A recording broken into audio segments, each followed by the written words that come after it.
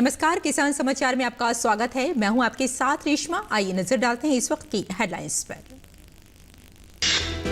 प्रधानमंत्री नरेंद्र मोदी ने बृहस्पतिवार को उत्तर प्रदेश, सहारनपुर और उत्तराखंड के श्रीनगर में कहा, उत्तर प्रदेश में अब तक का सबसे ज्यादा गन्ना किसानों को किया गया भुगतान। वहीं उत्तराखंड में गंगा के किनारे किनारे प्राकृतिक खेती को दिया जा रहा है बढ़ावा।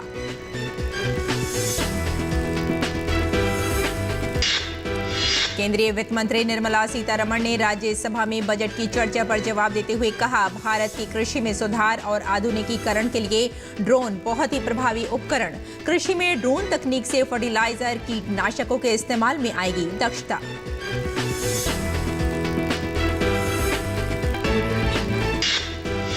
पंजाब ने ढूंढ निकाला पराली का सफल समाधान। फिरोजपुर तलवंडी रोड पर हुकूमत सिंह वाला गांव के पास बना cell limited biomass plant.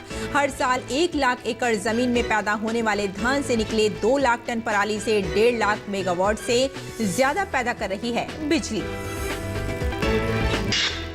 Haryana सरकार संरक्षित खेती को बढ़ावा देने के लिए पॉली हाउस और शेड नेट पर दे रही है सब्सिडी। हरियाणा के उद्यानिकी विभाग ने किसानों से मांगे हैं ऑनलाइन आवेदन।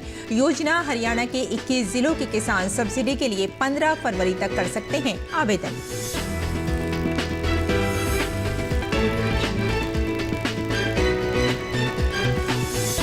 और अब समाचार विस्तार से।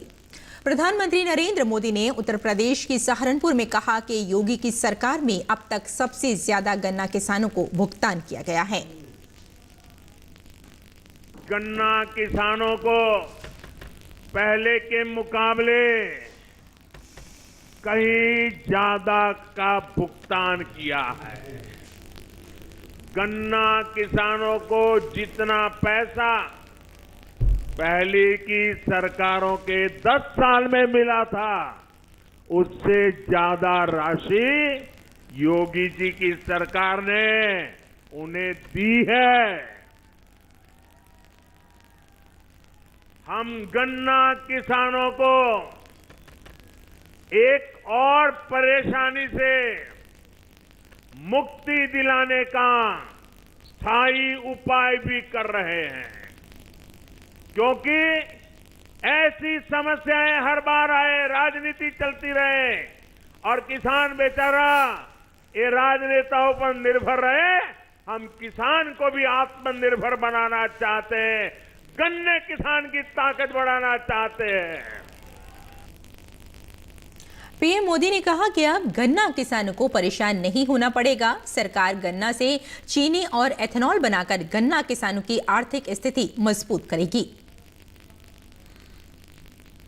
गन्ना किसानों के हितों को ध्यान में रखते हुए अब गन्ने से सिर्फ चीनी बने ऐसा नहीं, चीनी न बने तो गन्ना किसान परेशान हो जाए ऐसा नहीं। दुनिया में चीनी की मांग कम हो जाए और चीनी पैदा करने वाले चीनी पैदा करना बंद कर दे तो गन्ना किसान परेशान हो जाए। ऐसी स्थिति से बाहर निकालने के लिए अब गन्ने से जब जरूरत पड़ेगी तब चीनी बनाएंगे, जब जरूरत पड़ेगी तब इथेनॉल बनाएंगे, लेकिन गन्ने किसान को परेशानी नहीं आने देंगी। और इसके लिए बहुत बड़ा अभियान चल रहा है। ये गन्ना किसानों को लाभ भी दे रहा है और उनकी आर्थिक व्यवस्था को एक गारंटी देता है, सुरक्षा देता है।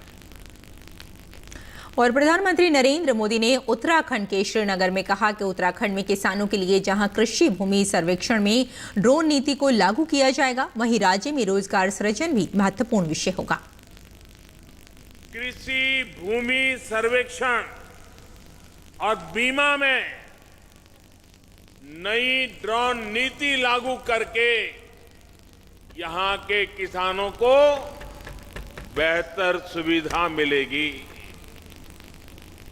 मल्टी मॉडल लॉजिस्टिक पार्क और मल्टी मॉडल कार्गो टर्मिनल से उत्तराखंड में नए उद्योगों के लिए रोजगार के हजारों नए अवसरों को रास्ते खोलने का इरादा भारतीय जनता पार्टी ने संकल्प लेकर के व्यक्त किया है। पीएम मोदी ने कहा कि किसानों के लिए गंगा के किनारे प्राकृतिक खेती को बढ़ावा देने के लिए कई महत्वपूर्ण निर्णय लिए गए हैं। किसानों के लिए गंगा के किनारे किनारे नेचुरल फार्मिंग को बढ़ावा देने के लिए कई महत्वपूर्ण निर्णय लिए गए हैं। उत्तराखंड को तो प्राकृतिक खेती, नेचुरल फार्मिंग के लिए प्रकृति का असीम आशीर्वाद मिला हुआ है। लेकिन ये लाभ आप तक तभी पहुंचेगा जब दिल्ली से चलने वाली विकास की धारा को देहरादून से भी ताकत मिले। पीएम मोदी ने कहा कि उत्तराखंड में जल जीवन मिशन से घर घर नल से जल उपलब्ध कराया जा रहा है। माताओं बहनों को सर पर घड़ा रखकर कोसों जाना पड़ता था। हमने जल जीवन मिशन के जरिए घर घर पाइप से पानी पहुंचाने का अभियान शुरू किया। आज उत्तराखंड में करीब 8 लाख घरों तक पाइप से पानी पहुंच रहा है। मैंने अभी थोड़े दिन पहले उत्तराखंड की 5-6 बुजुर्ग माताएं क्या क्या मिला उसका वर्णन कर रही है। पानी के विषय में भाव विभोर होकर के बोल रही है। और वित्त मंत्री निर्मला सीतारमण ने राज्यसभा में बजट पर हुई चर्चा का जवाब दिया। वित्त मंत्री ने कहा कि ये बजट देश को स्थिरता देने वाला है। इस बजट में पिछले साल की कुछ योजनाओं को आगे बढ़ाया गया है और यही योजनाएं आने वाले 25 सालों में हमारा मार्गदर्शन करेंगी। उन्होंने कहा कि इस बजट का उद्देश्य सतत विकास है। वित्त मंत्री ने कहा कि भारत की कृषि में सुधार और आधुनिकीकरण के लिए ड्रोन बहुत ही प्रभावी उपकरण हैं। इसमें गांव के युवाओं को भी ट्रेनिंग दी जाएगी। कृषि में ड्रोन तकनीक से फर्टिलाइजर, कीटनाशकों के इस्तेमाल में दक्षता आएगी। उन्होंने कहा कि स्टार्टअप्स भी भारत की अर्थव्यवस्था को मजबूत बनाने में सहयोग कर रहे हैं। इसके बदले लोकसभा में गुरुवार को वित्त मंत्री निर्मला सीतारमण ने बजट चर्चा पर विस्तार से जवाब दिया। वित्त मंत्री ने बजट को समावेशी बताते हुए कहा कि मनरेगा के बजट में किसी भी तरह की कोई कमी नहीं है। ये मांग पर आधारित योजना है और जरूरत पड़ी तो सरकार ज्यादा खर्च करेगी। वित्त मंत्री ने कहा कि अनुसूचित जाति और अनुसूचित जनजाति के कल्याण की जो योजनाएं हैं उनमें भी बजट में खर्च में बढ़ोतरी की गई है। किसी भी तरह की कमी नहीं की गई है। वित्त मंत्री ने कहा कि अंतर्राष्ट्रीय बाजार में खाद की कीमतों में बढ़ोतरी को सरकार ने खुद ही वहन किया है और किसानों पर बोझ नहीं डाला गया। इस साल 1,40,000 करोड़ रुपए खाद पर सब्सिडी के तौर पर किसानों को दिए गए। अगली खबर की ओर बढ़ते हैं। पंजाब से लेकर दिल्ली तक को प्रदूषित करने का कारण कहीं जाने वाली पराली का एक सफल समाधान पंजाब में ढूंढ लिया गया है। फिरोजपुर तलवंडी रोड पर हुकूमत सिंह वाला गांव के पास बना सेल लिमिटेड बायोमास प्लांट हर साल 1 लाख एकड़ जमीन में पैदा होने वाले धान से निकले 2 लाख टन पराली से 1.5 लाख मेगावाट से ज्यादा बिजली पैदा कर रहा है। पूरे पंजाब में ऐसे 3 और प्लांट अभी चल रहे हैं। इस प्लांट में फ्यूल के रूप में पराली का इस्तेमाल किया जाता है और इसके लिए धान की कटाई वाले सीजन में 45 दिनों के भीतर पूरे साल की खपत के लिए 2 लाख टन पराली इकट्ठी की जाती है। सबसे बड़ी चुनौती इनके स्टोरेज की हो जाती है। इसके लिए बड़े बड़े टीन शेड बनाए गए हैं। बैरल के जरिए पराली की बेलिंग करके उसे प्लांट तक लाया जाता है और फिर उसे बेल्ट के जरिए बॉयलर तक ले जाया जाता है। बॉयलर से स्टीम बनता है जिसे टरबाइन के रास्ते पास कराकर प्रति घंटे 18 मेगावाट बिजली और पूरे दिन में करीब 430 मेगावाट बिजली बनाई जाती है, जो सरकारी डिस्ट्रीब्यूशन कंपनी को ट्रांसफर की जाती है। इसके लिए प्रतिदिन यहां करीब 600 टन पराली को ईंधन के रूप में इस्तेमाल किया जाता है। इस प्लांट के जरिए लोगों को रोजगार भी मिल रहा है। इस एक प्लांट में करीब 2000 लोग काम कर रहे हैं। ये 18 मेगावाट पर आवर ये हम लोग बनाते हैं तकरीबन पर आवर, और 430 अगर आप कैलकुलेट करेंगे तो 430 मेगावाट हम एक दिन के अंदर इसमें जनरेट करते हैं। और इस प्लांट से बड़े लोग बहुत लाभ हैं। सबसे पहला तो प्रदूषण का, दूसरा जो कोल की समस्या आई हुई है उसका सॉल्यूशन है। पराली से आपको पॉल्यूशन भी नहीं हो रहा, कोल की जगह रिप्लेसमेंट आ गया। जैसा कि आपको मालूम है कि हम लोग वेस्ट टू एनर्जी का हमने फ्यूल यहाँ प्लांट लगाया है। ये हमारा जो पराली है जो पहले जलती थी यहाँ पे पंजाब के अंदर, बहुत ज़्यादा पोल्यूशन होता था, अभी हम इसको डायरेक्ट बायलर में जला रहे हैं। तो इसका एक फीडिंग सिस्टम है हमारा, जिसमें एक स्टोकर्स लगे होते हैं जिसके थ्रू हमारे बायलर में जलता है। और वहाँ से हम लोग जो है वो स्टीम बनाते हैं, 100 kg पर सेंटीमीटर स्क्वायर पे स्टीम बनाते हैं। और उसके बाद उस स्टीम को स्टीम टरबाइन से पास करते हैं, जिससे हमारा 18 मेगावाट, तो जो कि जैसे कि हमारे साथी ने बताया, विधि सर ने बताया कि लगभग 430 मेगावाट हम एक दिन में बिजली जनरेट करते हैं इससे। और अगली खबर हरियाणा से है। सब्सिडी पर पाली हाउस एवं नेट हाउस बाजार मांग के अनुसार बागवानी फसलों की खेती के लिए बढ़ावा दिया जा रहा है। बेमौसम बारिश, ओलावृष्टि, कीट रोगों से फसलों को काफ़ी नुकसान होता है। संरक्षित खेती पर किसान अपनी उपज को प्राकृतिक आपदाओं से बचा सकते हैं। कई किसान संरक्षित खेती कर अधिक मुनाफा भी कमा रहे हैं और संरक्षित खेती की तरफ किसानों का रुझान तेजी से बढ़ रहा है। हरियाणा सरकार किसानों को पाली हाउस, नेट हाउस पर सब्सिडी उपलब्ध करा रही है। हरियाणा के विभाग ने किसानों से ऑनलाइन आवेदन आमंत्रित किए हैं। ये उद्यानिकी विभाग का ये कहना है और पूर्व में भी हरियाणा सरकार द्वारा आवेदन मांगे जा रहे हैं। किसानों के बढ़ते रुझान के बाद एक बार फिर से ये आवेदन मांगे हैं। पहले भी ये आवेदन मांगे गए थे। योजना के अनुसार हरियाणा के 21 जिलों के किसान आवेदन कर सकते हैं। 21 जिलों में इस प्रकार हैं: पंचकुला, अंबाला, कुरुक्षेत्र, करनाल, पानीपत, सोनीपत और फरीदाबाद, गुरुग्राम, भिवानी, फतेहाबाद, हिसार, झज्जर, जींद, कैथल, नूंह और नरनौल। रेवाड़ी, सिरसा, यमुनानगर, पलवल, रोहतक व चरखी दादरी के किसान ये आवेदन कर सकते हैं। हरियाणा के उद्यानिकी विभाग द्वारा ऑनलाइन आवेदन प्रक्रिया भी शुरू की जा चुकी है और राज्य के किसान 15 फरवरी 2022 तक ये ऑनलाइन कर सकते हैं आवेदन। पूर्व में आवेदन कर चुके आवेदकों को फिर से आवेदन करने की आवश्यकता नहीं होगी। अगर उनके द्वारा आवेदन किया जाता है तो उनका पूर्व के आवेदन को निरस्त कर दिया जाएगा। आवेदक का चयन पहले आओ पहले पाओ के आधार पर किया जाएगा।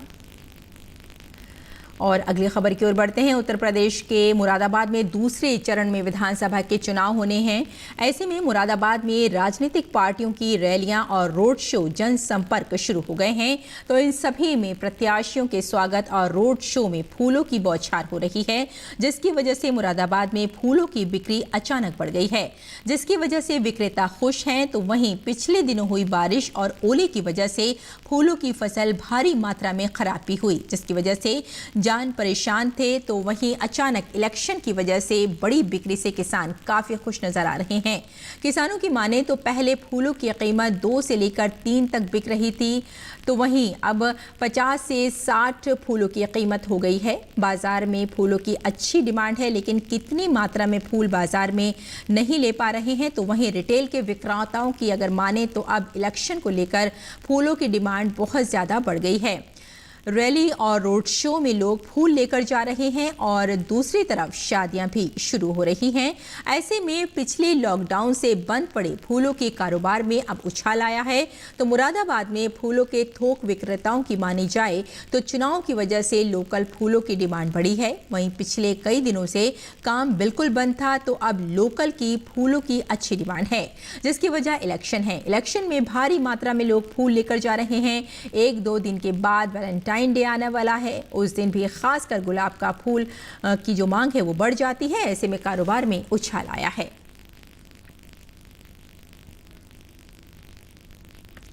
और बढ़ते हैं अगली खबर की ओर। खूबसूरती के लिए जाना जाने वाला मुगल गार्डन 12 फरवरी से आम जनता के लिए खोला जा रहा है। लोग 12 फरवरी से 16 मार्च तक मुगल गार्डन की खूबसूरती का दीदार कर सकेंगे। प्रत्येक दिन मुगल गार्डन सुबह 10 बजे से शाम 5 बजे तक खुलेगा। राष्ट्रपति रामनाथ कोविंद ने गुरुवार को राष्ट्रपति भवन का वार्षिक उद्यानोत्सव आम लोगों के लिए खोल दिया है।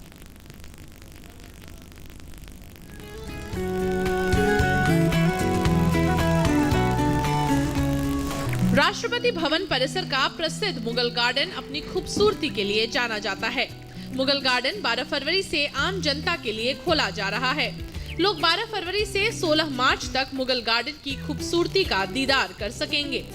प्रत्येक दिन मुगल गार्डन सुबह 10 बजे से शाम 5 बजे तक खुलेगा। राष्ट्रपति रामनाथ कोविंद ने गुरुवार को राष्ट्रपति भवन के वार्षिक उद्यानोत्सव की शुरुआत की। महामारी के बीच लगातार दूसरे साल सभी एहतियात बरतते हुए मुगल गार्डन खोला जा रहा है। आगंतुकों को केवल एडवांस ऑनलाइन बुकिंग के माध्यम से ही मुगल गार्डन देखने की अनुमति होगी। लोग यहाँ पे आने के लिए ऑनलाइन बुकिंग के द्वारा ही आ सकते हैं। वॉक इन एंट्री इस बार नहीं है, क्योंकि हम लास्ट ईयर की पिछले साल की तरह ही कोविड प्रोटोकॉल का सम्मान कर रहे हैं। और ऑनलाइन बुकिंग rb.nic.in से जाकर के की जा सकती है। सवेरे 10 बजे से शाम 5 बजे तक ही खुला रहेगा। ये 7 स्लॉट में डिवाइड किया हुआ है।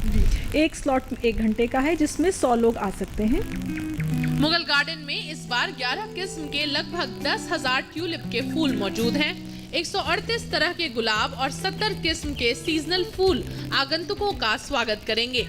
महामारी के दौरान औषधीय पौधों के लिए नागरिकों की बढ़ती रुचि को ध्यान में रखते हुए औषधीय महत्व के पौधों से युक्त हर्बल उद्यान आकर्षण का केंद्र है। 11 प्रकार की ट्यूलिप्स हमारे मुगल गार्डन्स में आए, अलग अलग कलर के हैं। ट्यूलिप्स के अलावा भी बहुत सारी वैरायटीज हैं फूलों की, जो आप देख सकती हैं। 138 प्रकार के गुलाब हैं अलग अलग रंगों में। और भी गार्डन्स हैं, उनको भी हम खोलते हैं। और उसमें हर्बल गार्डन एक बहुत ही अच्छा गार्डन है, जहाँ पे अनेक प्रकार की औषधियों के पौधे हैं। 70 वैरायटीज की जो है सीजनल फ्लावर्स हैं, जैसे जिसमें मेन है स्टॉक, जिसको कहते हैं माइथोला इंकाना। ये काफ़ी खुशबूदार होता है। सीड कलेक्शन से लेकर के और शोइंग से लेकर के बाद में तक फ्लावरिंग तक पूरे जो है पूरा साल भर लगना पड़ता है, तब जाके गार्डन तैयार होता है। और ये मुगल गार्डन जो है विशेषकर ये है कि और गार्डनों से ये भिन्न है, इसलिए है इसमें ट्रीज भी हैं। इसमें परमानेंट फीचर जैसे ट्रीज हैं, क्रीपर्स हैं, श्रब्स हैं और रोजेज हैं, और सीजनल फ्लावर्स भी इसमें हैं, बल्बस फ्लावर इसमें हैं। मुगल गार्डन में एक छोटा कैक्टस कॉर्नर भी तैयार किया गया है। मुगल गार्डन के सेंट्रल लॉन में भव्य डिजाइनों में फ्लावर कारपेट भी प्रदर्शित किए जाएंगे। मुगल गार्डन जाने पर लोग हर्बल गार्डन और बोनसाई गार्डन भी देख सकेंगे। मेघना देव। और आइए देखते हैं कि देश भर की अनाज मंडियों में अनाज का क्या भाव चल रहा है।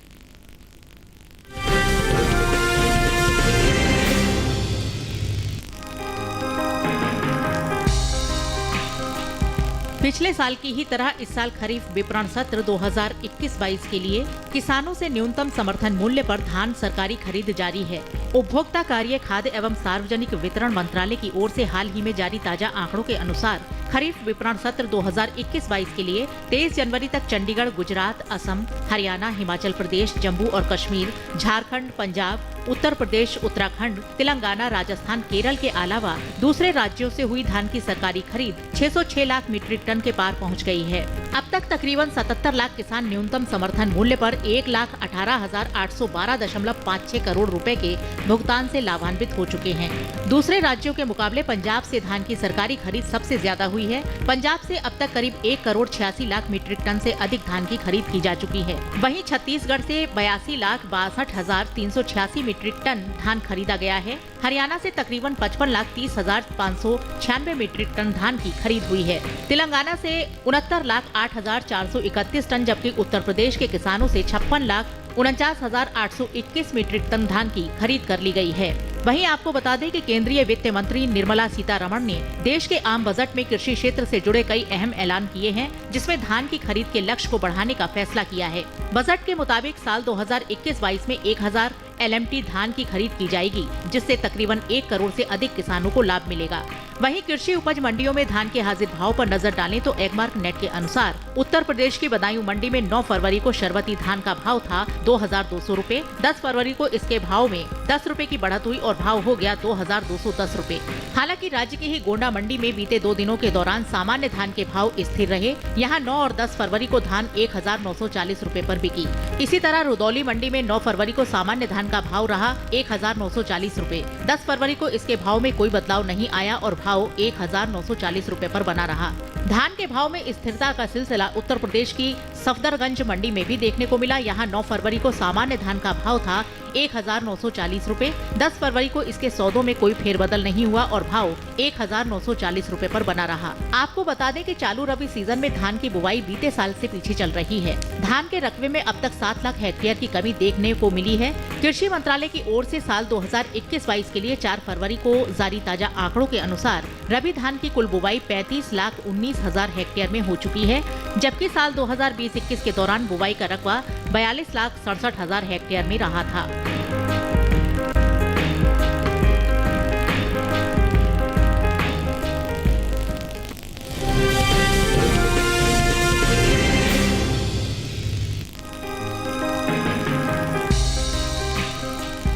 देश से होने वाले ग्वारगम के निर्यात में इस साल बढ़त देखने को मिली है। साल 2021 के अप्रैल से नवंबर महीने के दौरान ग्वारगम का निर्यात 10% बढ़ा है। सरकारी एजेंसी एपीडा की ओर से जारी ताजा आंकड़ों के अनुसार साल 2021 में बीते 8 महीने के दौरान ग्वारगम का निर्यात 64,000 टन बढ़कर 2,09,000 टन के पार पहुंच गया है, जबकि बीते साल की समान अवधि के दौरान निर्यात महज 1,44,963 टन का ही हुआ था।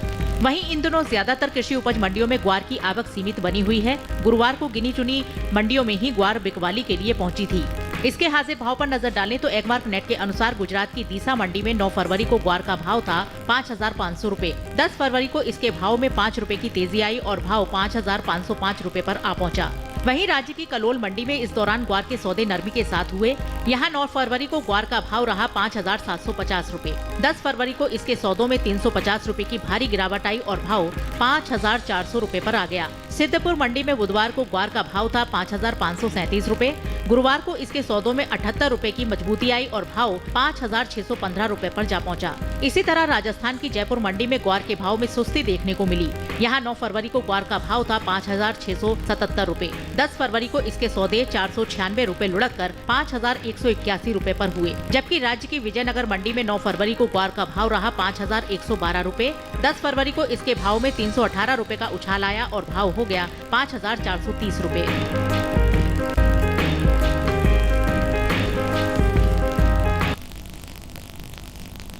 तो खेती किसानी के साथ साथ आइए नजर डाल लेते हैं कुछ और महत्वपूर्ण खबरों पर, यानी हमारा सेगमेंट खास खबर।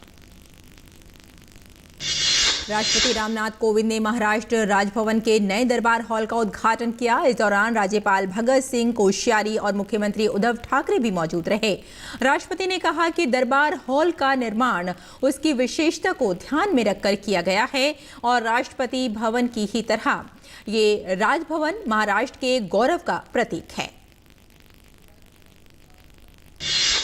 प्रधानमंत्री नरेंद्र मोदी वीडियो संदेश के माध्यम से वन ओशन शिखर सम्मेलन की उच्च स्तरीय बैठक को संबोधित करेंगे। शिखर सम्मेलन को जर्मनी, ब्रिटेन, दक्षिण कोरिया, जापान और कनाडा सहित कई देशों के राष्ट्राध्यक्ष और शासन अध्यक्ष भी संबोधित करेंगे। सम्मेलन का उद्देश्य अंतर्राष्ट्रीय समुदाय को स्वस्थ और टिकाऊ समुद्री पारिस्थितिकी तंत्र के संरक्षण और समर्थन के लिए ठोस कार्रवाई करने के लिए प्रेरित करना है। सुप्रीम कोर्ट ने कर्नाटक के स्कूल कॉलेजों में हिजाब पर अंतरिम रोक के हाईकोर्ट के आदेश पर कोई भी हस्तक्षेप से इनकार कर दिया है। चीफ जस्टिस NV रमन ने कहा कि हाईकोर्ट का आदेश अभी आया भी नहीं है। इस मसले को इतने बड़े पैमाने पर उठाने की जरूरत नहीं है। स्थानीय मुद्दे को राष्ट्रीय मुद्दा बनाने की जरूरत नहीं है। कोर्ट ने कहा कि क्या हो रहा है हम सब जानते हैं, उचित समय पर हम हस्तक्षेप करेंगे। देश में कोरोना की तीसरी लहर लगातार धीमी पड़ती जा रही है। देश में अब तक 171.79 करोड़ से अधिक टीकों की खुराक दी जा चुकी है। वहीं पिछले 24 घंटों में 48 लाख से ज्यादा कोविड टीके लगाए गए। देश भर में पिछले 24 घंटों में 58,000 से ज्यादा मामले दर्ज किए गए। वहीं पिछले 24 घंटों में 1,50,407 मरीज उपचार करवाकर स्वस्थ हो चुके हैं, जिसके बाद देश में रिकवरी रेट 97.17% हो गया है। सक्रिय मामलों की कुल संख्या 6,97,802 हुई। देश भर में अब तक कुल 74.78 करोड़ से अधिक नमूनों का परीक्षण किया गया। सरकार ने वाहन निर्माताओं के लिए वाहनों में 6 एयरबैग लगाने और चालक सहित सीट बेल्ट के 3 पॉइंट लगाने को अनिवार्य कर दिया है। वाहनों में एयरबैग न होने के कारण भीषण दुर्घटना की स्थिति में यात्रियों को अधिक क्षति पहुंच सकती है। सड़क परिवहन और राजमार्ग मंत्री नितिन गडकरी ने गुरुवार को नई दिल्ली में संवाददाताओं से बातचीत में कहा कि सड़क दुर्घटनाओं में लोगों के मारे जाने से सरकार के सकल घरेलू उत्पाद में 3.1% का नुकसान होता है। निर्वाचन आयोग ने मणिपुर विधानसभा चुनाव की तारीखों में बदलाव किया है। अब पहले चरण का मतदान 27 फरवरी की जगह 28 फरवरी को होगा। दूसरे चरण का मतदान 3 मार्च के बजाय 5 मार्च को होगा।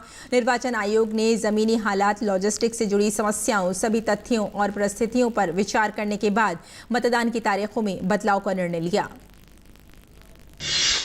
निर्वाचन आयोग ने चुनाव वाले 5 राज्यों उत्तर प्रदेश, पंजाब, गोवा, मणिपुर और उत्तराखंड में चुनाव के मद्देनजर कल सवेरे 7 बजे से 7 मार्च को शाम 6:30 बजे तक एग्जिट पोल पर प्रतिबंध लगा दिया है। आयोग ने इस अवधि में एग्जिट पोल का प्रिंट या इलेक्ट्रॉनिक मीडिया के माध्यम से प्रकाशन या प्रचार करने तथा किसी अन्य तरीके से प्रसार करने पर प्रतिबंध रहेगा।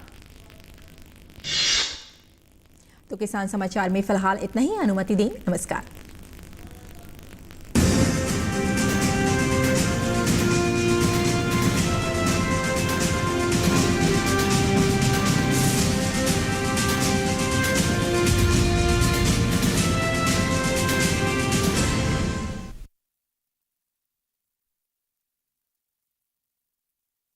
तापमान, पर्यटन स्थलों पर मौसम की हो चाल या देश में हो हवा की गुणवत्ता का हाल, मौसम की हर खबर मौसम खबर बिल्कुल नए रूप में हर शाम 7:30 पर सिर्फ दूरदर्शन किसान पर।